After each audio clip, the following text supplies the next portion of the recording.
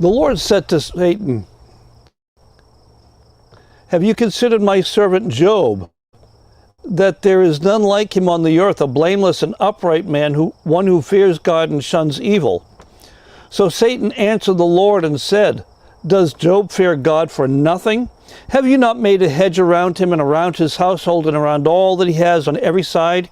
You have blessed the work of his hands, and his possessions have increased in the land. But now stretch out your hand and touch all that he has, and he will surely curse you to your face." And the Lord said to Satan, "Behold, all that he has is in your power, only do not lay a hand on his person." So Satan went out from the presence of the Lord. Now there was a day when his sons and daughters were eating and drinking wine in their oldest brother's house. And the messenger came to Job and said, "The oxen were plowing and the donkeys feeding beside them, when the Sabeans raided them and took them away. Indeed, they have killed the servants with the edge of the sword, and I alone have escaped to tell you." While he was still speaking, another also came and said, "The fire of God fell from heaven and burned up the sheep and the servants and consumed them, and I alone have escaped to tell you." While he was still speaking, another also came and said, "The Chaldeans formed 3 bands, raided the camels, and took them away. Yes, and killed the servants with the edge of the sword, and I alone have escaped to tell you." While he was still speaking, another also came and said, "Your sons and daughters were eating and drinking wine in their oldest brother's house. And suddenly a great wind came from across the wilderness and struck the 4 corners of the house, and it fell on the young people, and they are dead. And I alone have escaped to tell you." Then Job arose, tore his robe, and shaved his head, and he fell to the ground and worshipped. And he said, "Naked I came from my mother's womb, and naked shall I return. The Lord gave, and the Lord has taken away. Blessed be the name of the Lord." In all this, Job did not sin nor charge God with wrong with his lips. So, when we get to this portion of Scripture, there are all kinds of issues we have to think about. It's like, how could God, who obviously loved Job, allow all these horrible events to take place? And we don't really have good understanding. It looks like a lot of people suffered because of some kind of bet that God had with Satan. It seems really bad, and it's because we don't understand the heart and mind of God nor the things of eternity.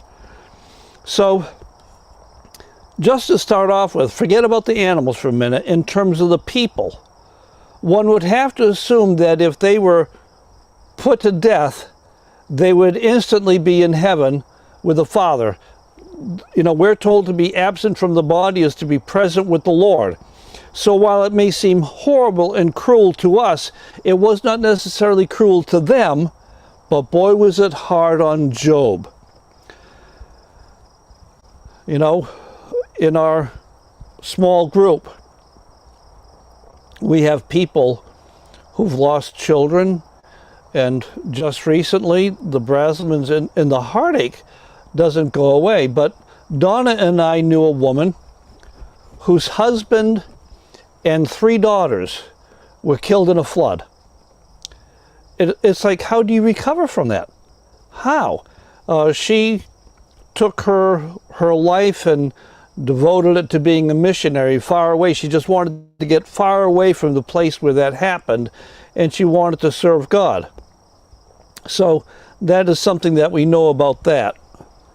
I'm supposed to stop the share. I didn't realize I didn't. I'm sorry. So anyhow, we know that it's not that cruel for God to take someone's life because he takes them, but it is very, very hard on those who are left behind. I mean, let's face it, we all know, we all expect that our grandparents are going to go before us, but that doesn't mean we don't have sorrow at the parting. So we take a look at this, and then we take a look at the loss of possessions. We'll go through all those things. But the whole issue at the very bottom of it is this.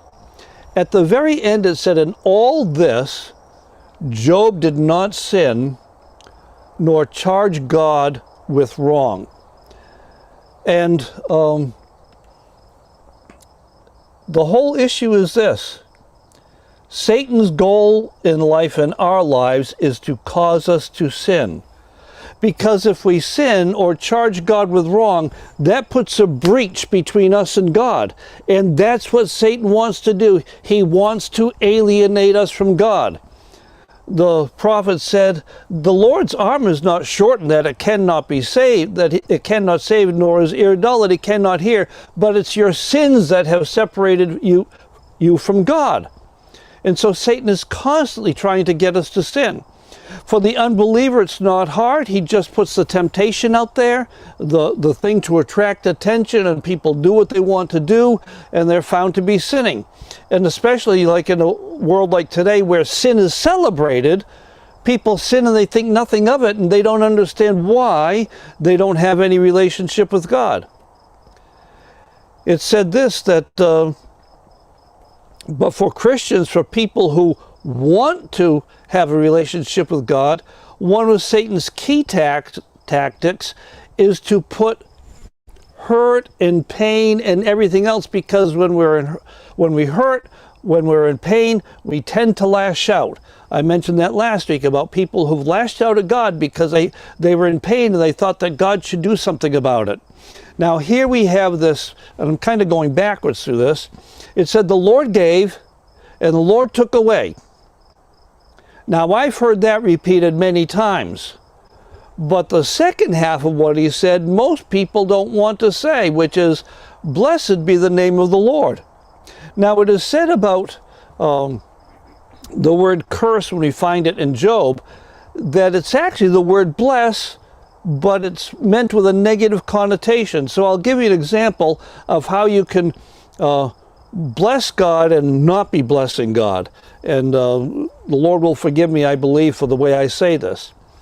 Job said, the Lord has given and the Lord has taken away. Blessed be the name of the Lord. Or he could have said it, well, the Lord gave and the Lord took away. Bless the name of the Lord. Now, what do you think is the difference between them? There is an obvious tone of voice, but one is sarcasm. One is like, I'm not blessing God. I'll say the words blessing, but it's not happening.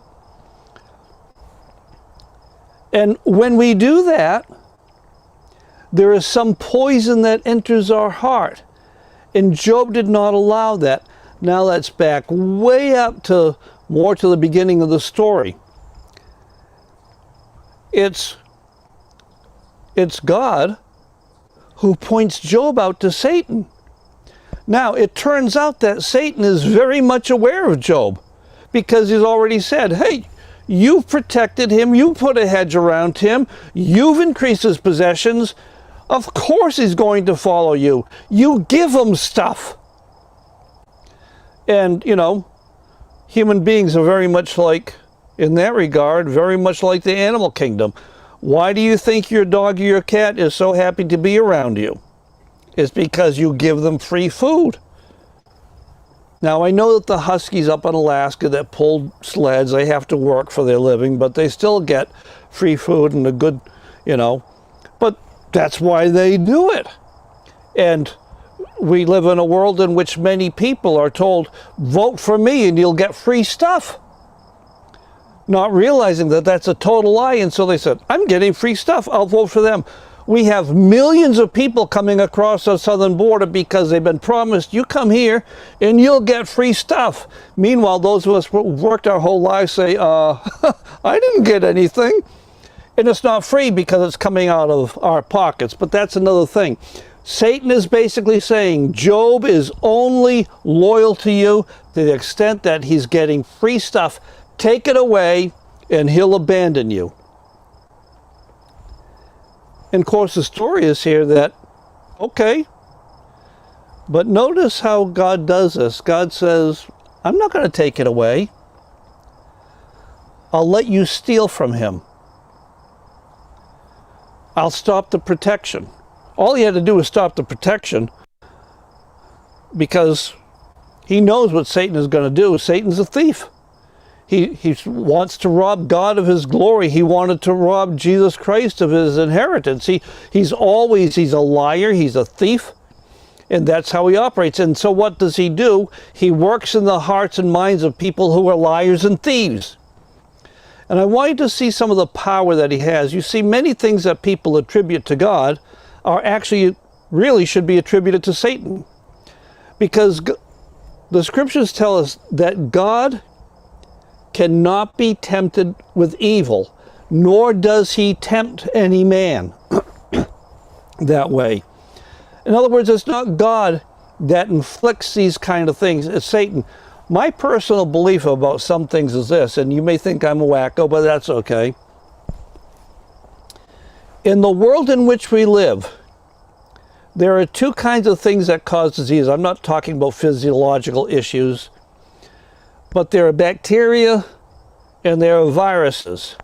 A lot of bacteria are very good. We could not live without bacteria. Some do some bad things, but you know. But there is not a single virus that does any good. There's also something interesting about viruses.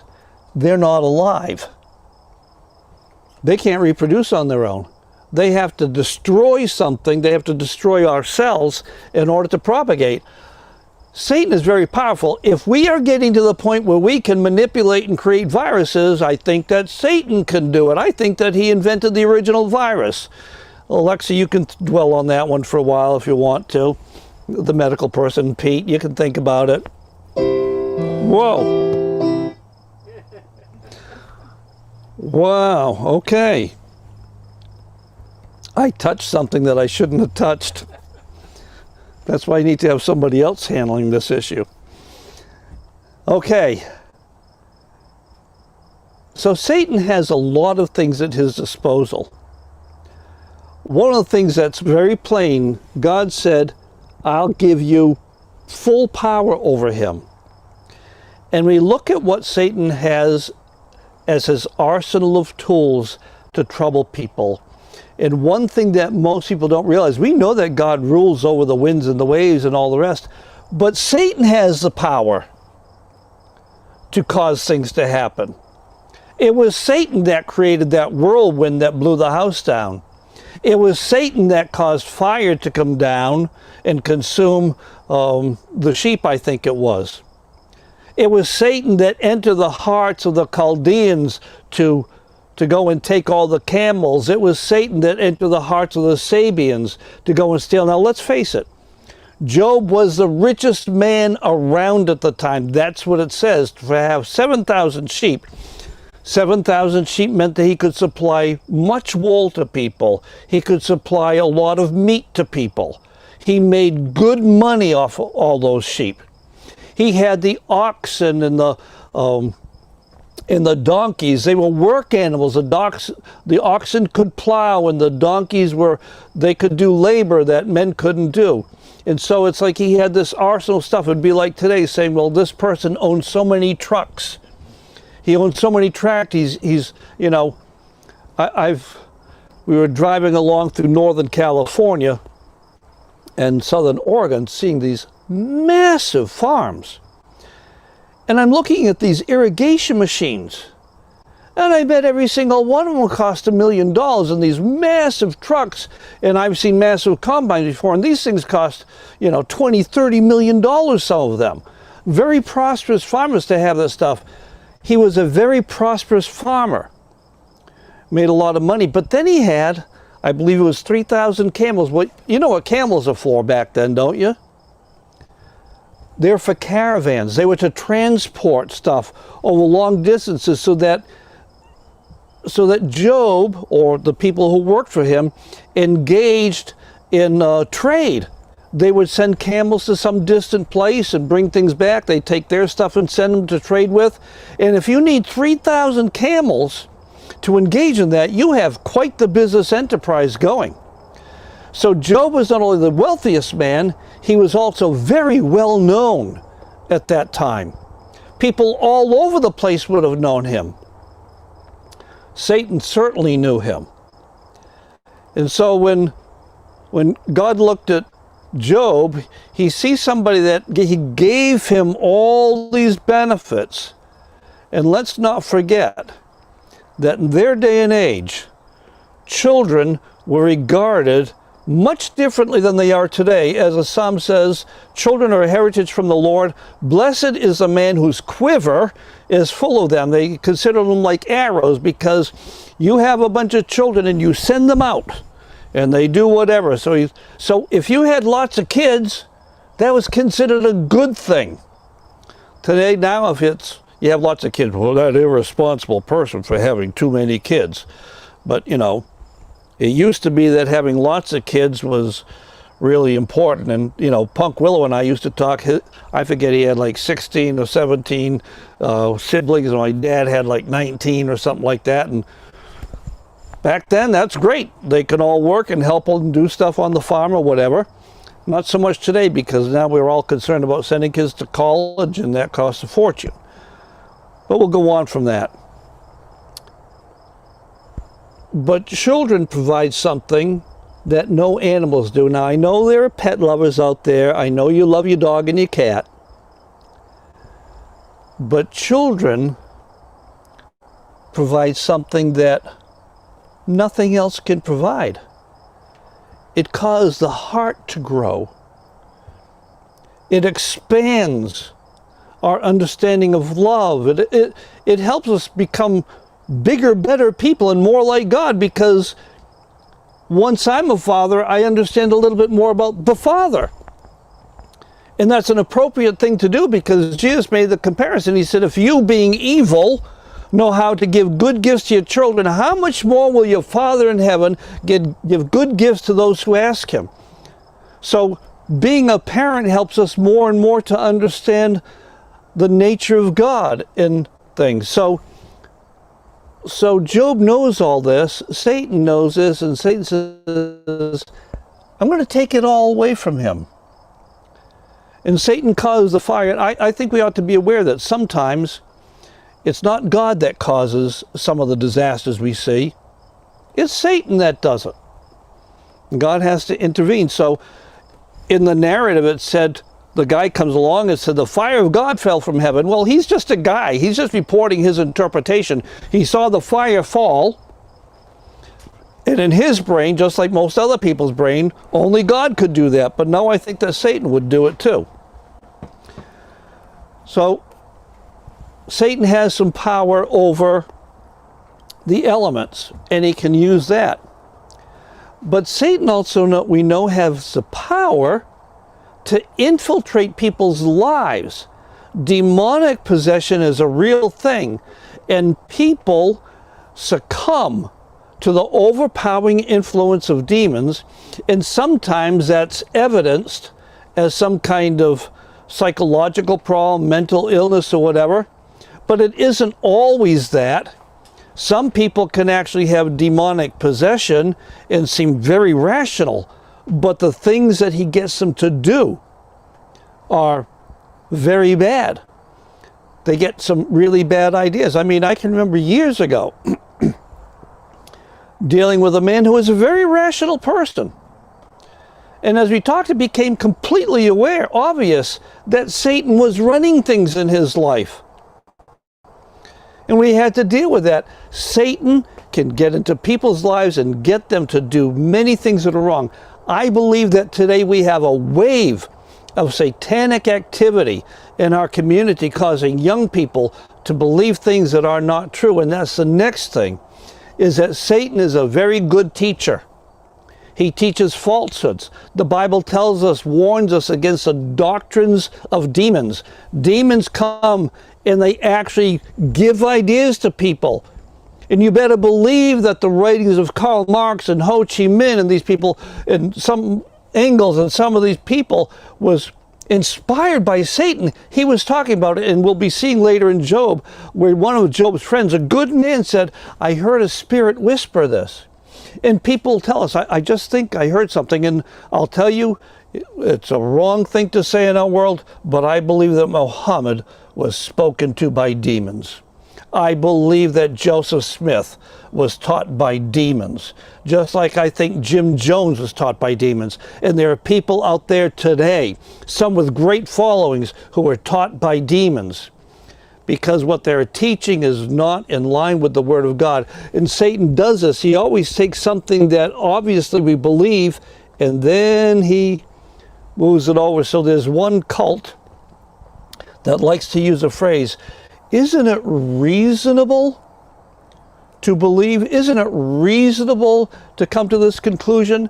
And their reason is true, but I'll tell you what, men's reason is faulty. We are to reason. God says, come, let us reason together, saith the Lord. Though your sins be as scarlet, they shall be white as snow. He wants us to reason, but we need to recognize that our reasoning skills are bad. They're limited. And the most brilliant people among us can come to wrong conclusions about things. And when we do, we get ourselves in trouble, and Satan can then begin to cause us to sin. And how do I know this? There was a fellow who loved Jesus. He recognized who Jesus was, and he had a conclusion in his brain about how things should go about if Jesus was who he believed he was. God the Spirit had told Peter that Jesus was the Christ, the Son of the living God. And Jesus said to Peter, blessed are you, Simon, son of Jonas, for flesh and blood did not reveal this to you, but my Father who is in heaven. But later on, when Peter came to a conclusion about how Jesus ought to do some things or how things should turn out, Jesus turned to Peter and said, get behind me, Satan. Peter had become the adversary. And one of the things we recognize is our hearts can actually become adversarial towards God. But Job didn't let that happen. Job recognized all the benefits that God had given him, his family, and an incredible wealth. And we have to believe later on we'll see evidence in the writings that Job used his great wealth to do great good.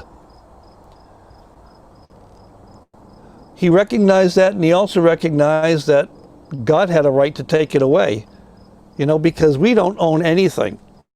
The scriptures say he owns the cattle on 1,000 hills.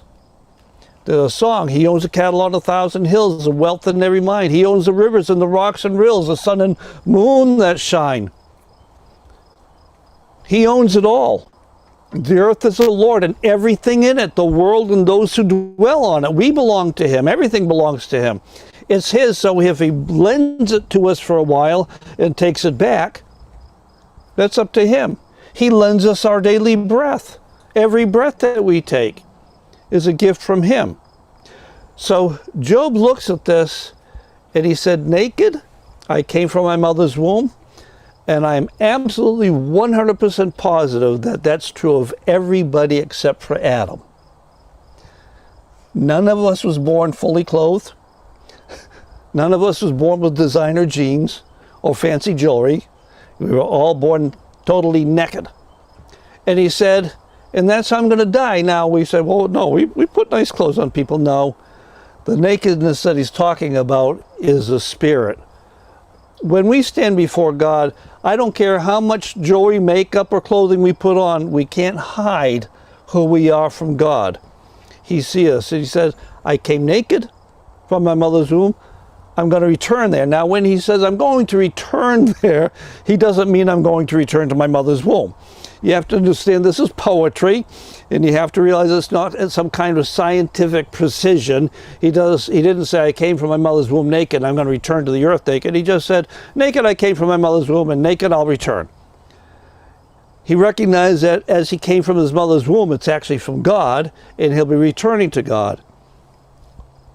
And then he said, the Lord gave or gives, and the Lord takes away. That's what he does. And if any of us think through our lives, if we lived any length of time at all, we know that the Lord does give things and then does take away things. When I was younger, I had what I thought was a pretty good job, and it suddenly ended because of some kind of bureaucratic mess up in the company that I worked for. And I had my job taken away from me, and it didn't make any sense. But then the Lord gave me another job, and if the Lord hadn't had taken away the one and given me another, I never would have met her.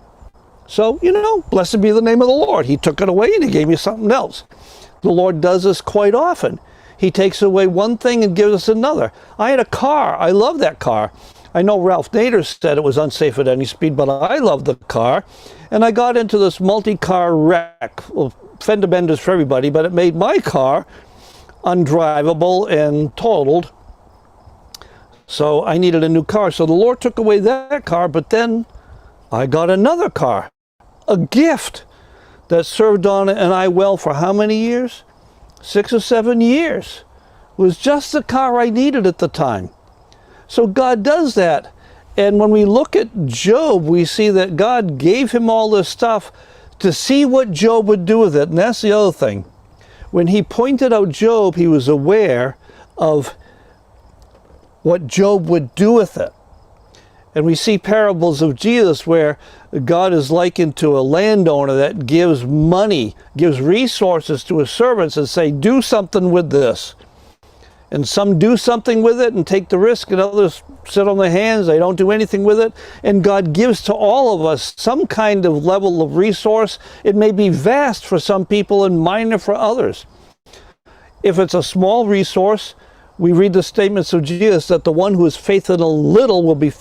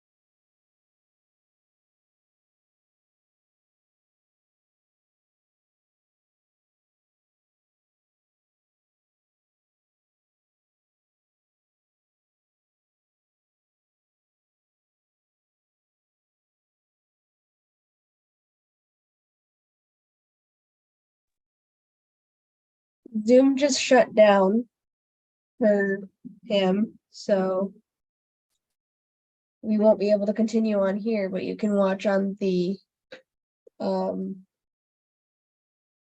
actually never mind. Zoom decided to shut down, so we can't continue. I'm sorry. All right. Thanks, Simone. I tried.